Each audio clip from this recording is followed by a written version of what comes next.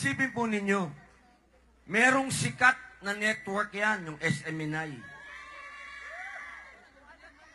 Pero dahil sa mga panahon na siya ang nagtatanggol sa isang matandang retirado na, siya po ngayon ay nakakulong. Pero kahit isang beses, hindi po siya nagsalita o nagtraidor o ipinagpalit ang kanyang pakikipagkaibigan kay Mayor Rodrigo Roa Duterte. Dagdag pa ni Padilla, isa sa dapat hanapin ng botante sa isang lider ay ang may paniniwala at takot sa Diyos, isang katangian na taglay ni Pastor Apollo. Dapat ang pinuno, alam natin kung sino yung kaibigan mong naniniwala sa Diyos. Hindi po pwede sa isang namumuno na walang Diyos.